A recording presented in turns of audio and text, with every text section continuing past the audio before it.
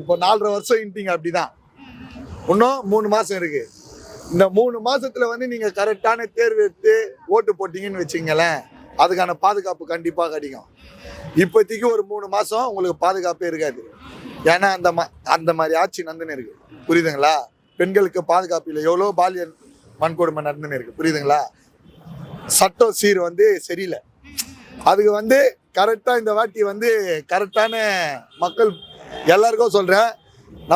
நம்ம வந்து ஒன்றும் ரசிகர் இவர் வந்து ஃபேனு, நம்ம இவர் ஃபேனு அப்படிலாம் இல்லை. தேர்ந்தெடுத்து ஓட்டு போடுங்க. ஆனா வந்து முதல்வர் அவர் பாத்தீங்கன்னா ஒரு மாநாட்டுல பெண்களுக்கு பாதுகாப்பான நாடு தமிழ்நாடுன்னு சொல்றாரு.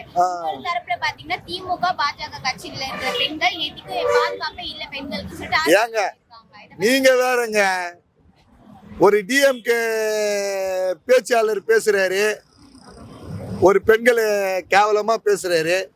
அதுக்கு என்ன பேட்டி கொடுத்தாங்க? யார் பேட்டி கொடுத்துது? பெண்களை கேவலமா பேசினாரு. அது யாருன்னா கேட்டாங்களா? என்ன கேட்டாரு? வாங்க விஜய் போங்க ரூம் போடுங்கன்னு. அதெல்லாம் எவ்வளவு கேவலமான வார்த்தை. ஒரு பெண்களை அவரும் ஒரு தாய் வயிற்றுல தானே பிறந்திருப்பாரு. அவரு இது பேசுறது எவ்வளவு பெரிய தவறு.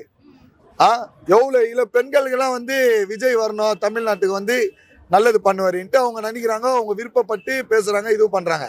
உங்க பயம்னா தேர்தலில் காட்டுங்க. உங்களுக்கு பயம் வருது, அது வருதுன்னா தேர்தலில் காட்டி நீங்க இது பண்ணி ஜெயிக்க போறீங்க. மக்கள் தான் தேர்ந்தெடுக்க போறாங்க. பெண்களை வந்து கேவலமா பேசுறது அவங்க ஆட்சியிலேயே பேசுறாங்க. இதுல வேற எங்க நல்லா கரெக்டா பண்றாங்கன்ட்டு சொல்றீங்க. எப்படி இதை ஒத்துக்க முடியும்? எவ்வளவு கேவலமா பேசிக்கிறாரு தெரியுமா? ஒரு வார்த்தையும் அப்படி அந்த ஆள் பேசுறது. ஏற்கனவே ஒரு வாட்டி எல்லாரையும் பத்தியும் பேசினாரு. அவரு முக்கியமான தலைவர்களை பத்தி பேசினாரு. அது வேற, அது அரசியல். அவங்க பேசினாங்க. பெண்களை பத்தி பேசுறதுக்கு என்ன ஆகுது?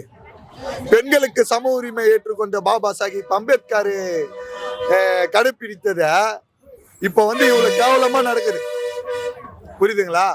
இத வந்து தமிழ்நாட்டில் இருக்கிற பொதுமக்கள் எல்லாருக்கும் சொல்றேன், கரெக்டா தேர்ந்தெடுங்க. 1000 ரூபாய்க்கோசரமும் 5000 ரூபாய்க்கோசரமும் ஓட்டை வீண் பண்ணாதீங்க. அது ஒரு நாள்